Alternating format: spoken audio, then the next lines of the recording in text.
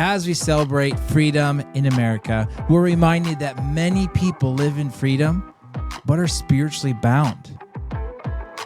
Jesus didn't come to make bad people good.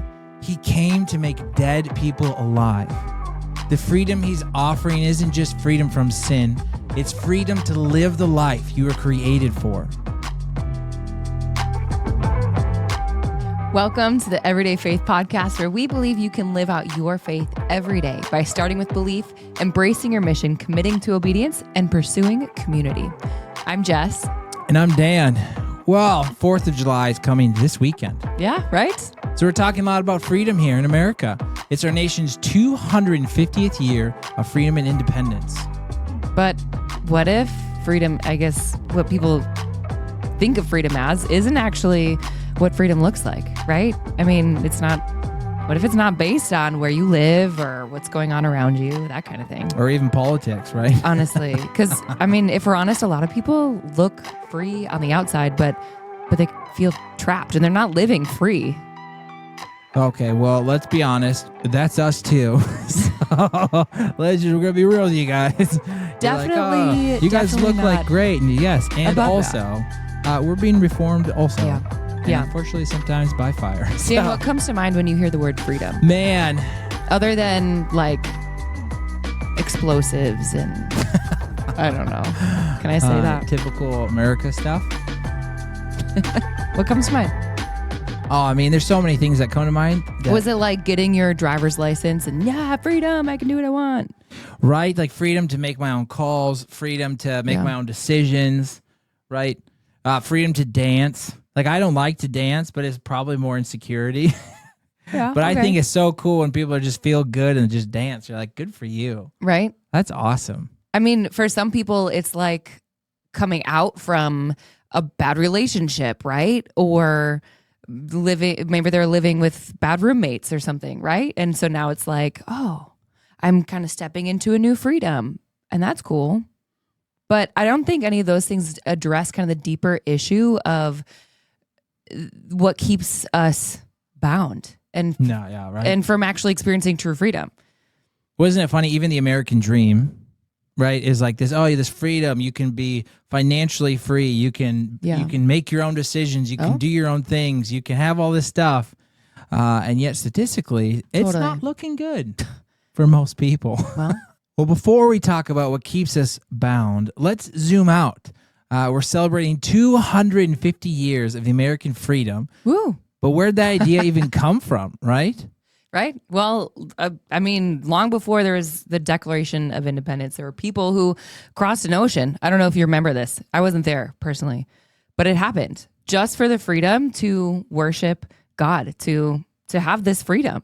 Isn't that crazy? The earliest communities were built on faith. Yeah. The Pilgrims, 1620, the Mayflower Compact opens for the glory of God and advancement of the Christian faith. I'm going to be honest, there's a lot of this stuff that I don't feel like I learned in school. No, and like this is like one of the first contracts essentially that's made, or declarations that's made. Right.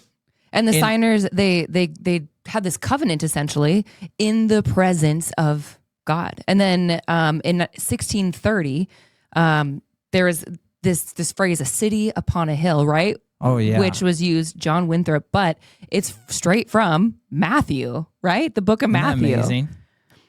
So Americans didn't begin America as a business deal.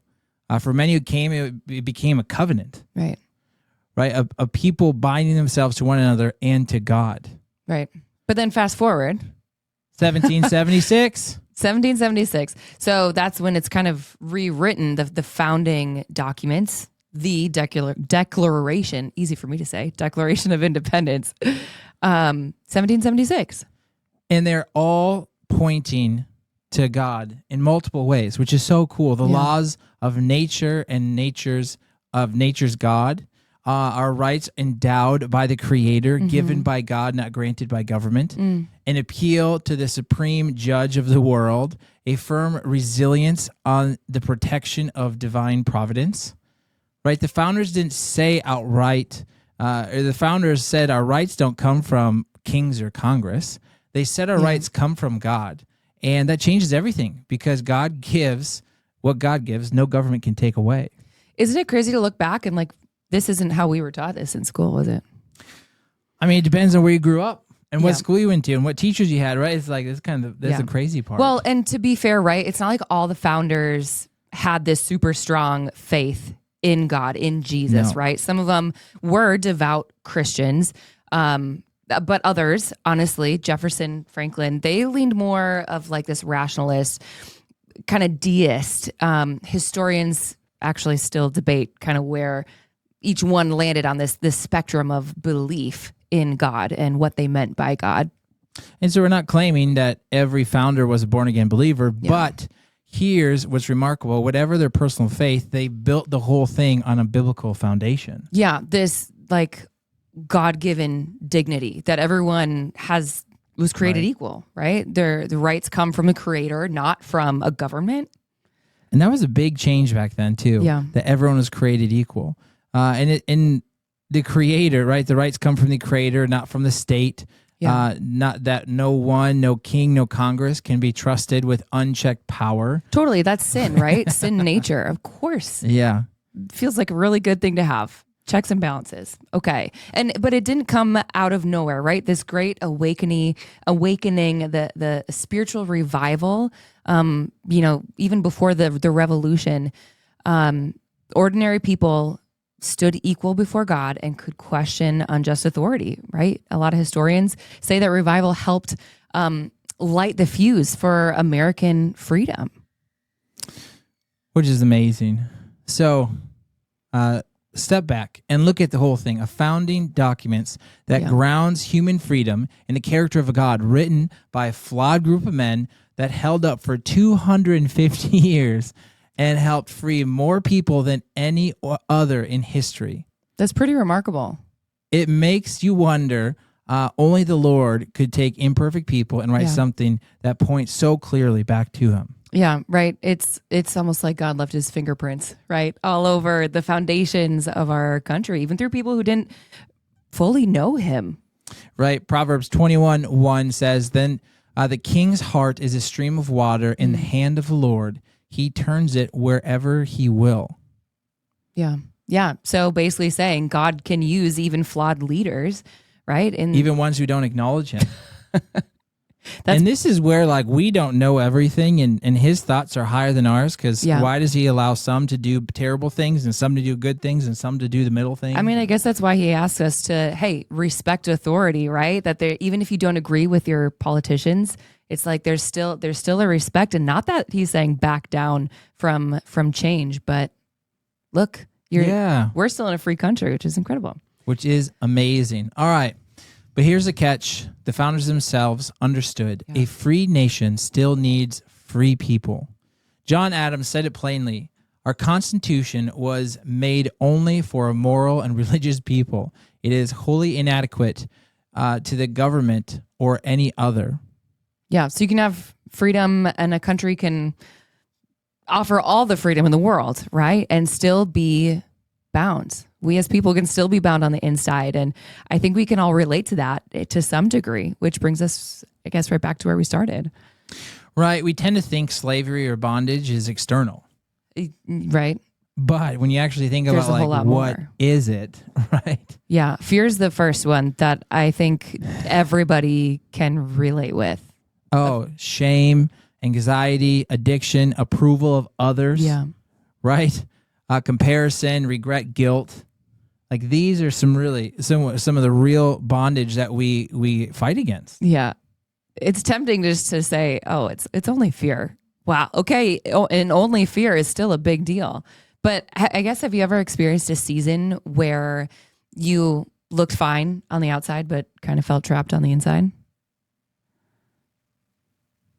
No. Can't relate to that. Personally, I remember shortly after we got married. I mean, I didn't have a lot of married friends, but they all wanted to be married, and I didn't know how to be married, right? Like, I didn't have anyone that was just, one step ahead of me, showing me, mentoring me, right? And you married a difficult man, so there's that. I married someone super different from me, if that's what you mean. Yeah. And so I didn't know how to, I like cut off all my other relationships, and turns out that wasn't how God intended it to be. And so I felt really alone because I don't know, you had more married people around you. And you watched your parents all in ministry and doing a ton of stuff. Their marriage was never in isolation. And I just kind of thought, you'll make me happy now. And so I felt very bound and, alone, kind of afraid, right? Of what is this season? What have I gotten myself into? Was I ready for this? Have I made a giant mistake? Right. Psychologists may call that codependency, but moving on. The idea, since you're welcome for being vulnerable, first off. Thank you for sharing that, Jess. Second, the idea here is that you can be free in all these outward senses and appearance and stuff, and still feel trapped internally, not free. John 8:34 and 36 to 36, it says, everyone who sins is a slave to sin. Oh man. And I don't think I know anybody who doesn't sin. Maybe you do. Do you know anybody? Jesus. But besides that, that's kind of a big one, but no. And I'm very good at sinning. I used to love sin. Yeah. Are you really good at it? Oh man. Very talented, but thankfully the Lord uses anybody. And even for me on my food journey for addiction, right? It was an acceptable sin. Yeah. And it's something that, fortunately, externally, it looks like I have an issue. but that's just the product of an internal issue, right? Yeah. And it's been so freeing getting that under control and starting to live a healthy lifestyle. And that's just in the last 6 months where I'm seeing, hey, this is like an addiction. This is something I like, a coping mechanism I'm even going to. Sure. And to be free from that and to really put my trust in God, although very hard sometimes and sometimes not as fun, man, it is so beautiful to feel free in that way. Yeah. Yeah. Well, and that's what the passage continues on to say, that if the Son sets you free, you are free indeed. If the Son sets you free, it's not food, it's not relationships, it's not a lot of money, it's not being able to have chickens. I don't know. Whatever your definition of freedom and fulfillment is. It's such a PG way to say that. We're being very PG for everybody right now too, so this is good. And that's the thing. If the Son sets you free, you will be free indeed. Yeah. If you accept it. Yeah. Right. That was my problem. It's like, well, no, I still want a little control, and so I was a slave to my sin. And it's amazing when you give up that control, and we call it surrender, right? When you surrender, you get that freedom from the Lord.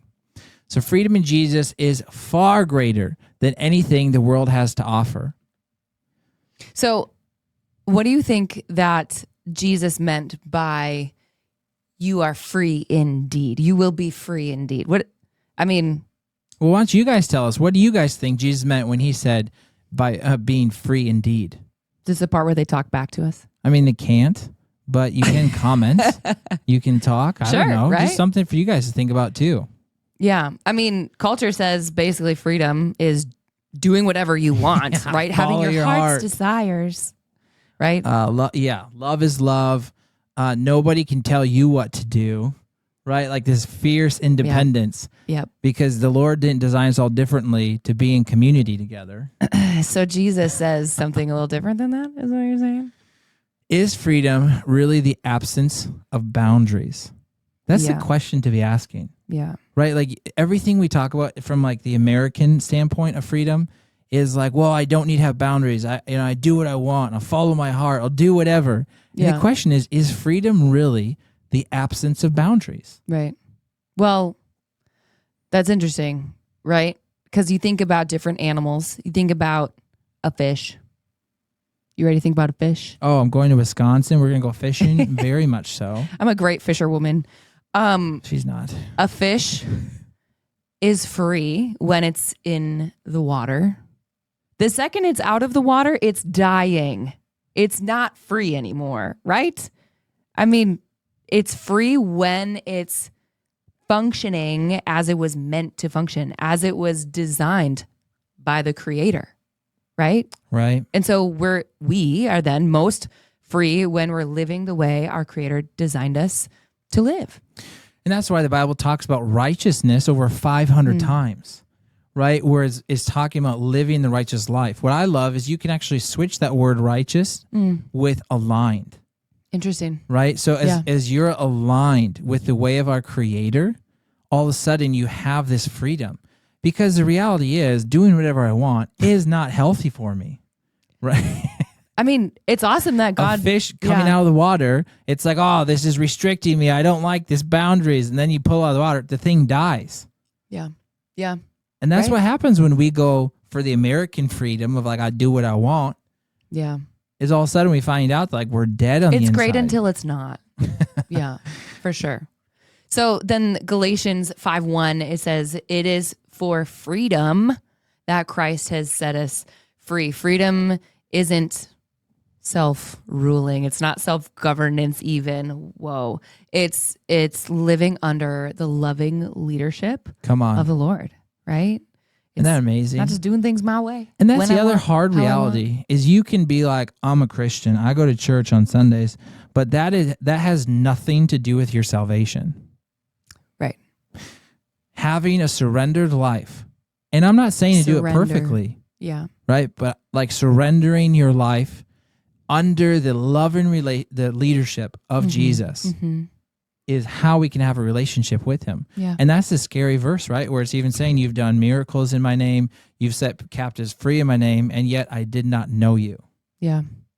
So, Dan, why do people who at least claim to know the Lord, to have a relationship with Jesus, still struggle? Why do I still struggle?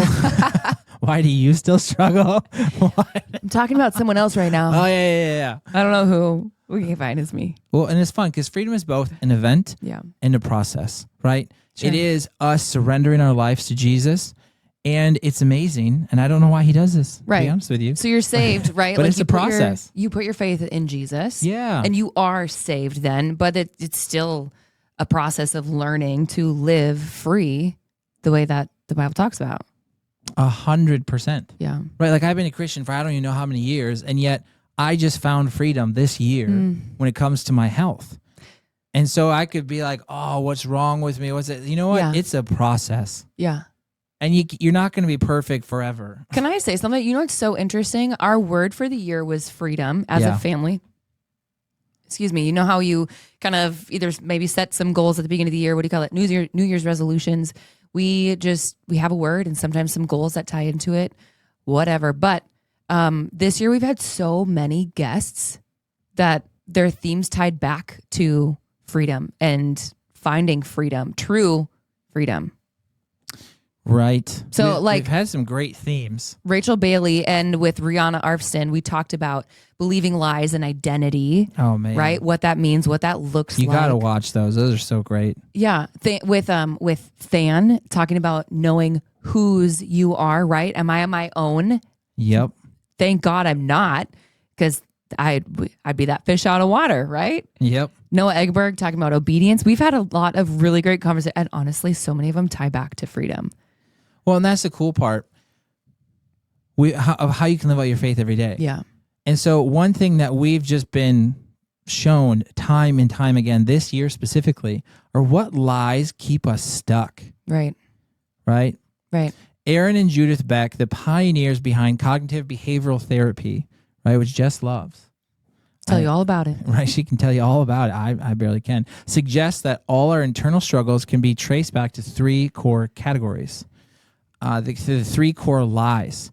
I am helpless, feeling powerless, incompetent, or trapped. You feel like you have no control and are constantly vulnerable or inferior, right? I am unlovable, believing you are undeserving, defective, right? Rejected. It's a fear that you'll always be alone or abandoned. Yeah. I'm worthless. Seeing yourself as a burden or a waste, you feel fundamentally unacceptable and unworthy of anything good. Yeah. So there's helpless, unlovable, and worthless, right? Right. So again, I think we can all relate in some way. But freedom, right? Well, and it's just funny. Yeah, it is funny to think about those three things, and then which one, although you can relate to all of them, you know, which one's kind of the core one for you. Freedom begins when we surrender with God more than we surrender to our fears or the lies. Yeah. Isn't that good? Surrender. Who are you surrendered to? What are you surrendered to? Man, I'm going to say it one more time. Freedom begins when we surrender to God more than we surrender to our fears or lies we believe. And that's what it really comes down to. That's why we love our framework, where it start with belief, right? Know who Jesus is, not just information, but a relationship with your Creator. Yeah. What's next, Jess? Embrace your mission. Does that sound right? Knowing what He says about you and what He's called you to. It's not feelings, it's not performance, but it's about truth. Commit to obedience, right? Obeying the next thing, just the next step.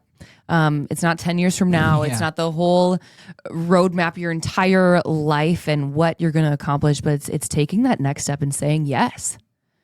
Amen. And then the last thing that you need and you're created for is pursue community. You are not designed to do this alone. If you believe you are, that is a lie. But I'm a strong, independent woman, Dan. I mean, the question is then, what's one area where obedience brought freedom in your own life? For me, right, it was taking care of my body. Yeah.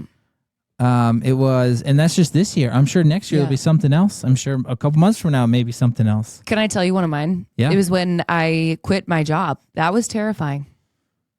But I also knew it was the right thing to do, is what the Lord was asking me to do. So I quit my job and I've been figuring out how to be a mom ever since, right? And you're great. Who knew? It's wonderful. But well, we just want everyone to know the greatest freedom isn't freedom for stress or problems. Yeah. It isn't comfortability. It's freedom from our sin and a living relationship with Jesus. Yeah. We all sin. We all fall short. We cannot save ourselves. Yeah. Right? Jesus lived a life that we couldn't, died the death we deserved, but thank the Lord, He rose again. And anyone who trusts in Him is forgiven and made new through an event and a process. Yeah. Stepping into that freedom, right? And so I guess kind of the next question then is, what's one thing you're carrying that Jesus already paid for? And this is a great question to ask God.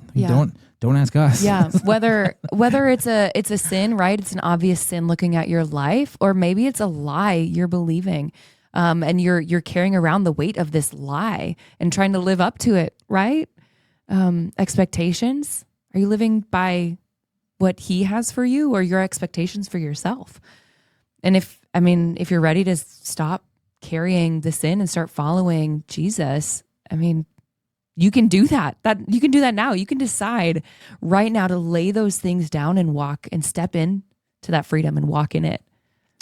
And then, as you choose that freedom, the best way to live out your freedom every day is to start with belief, embrace your mission, commit to obedience, and pursue community.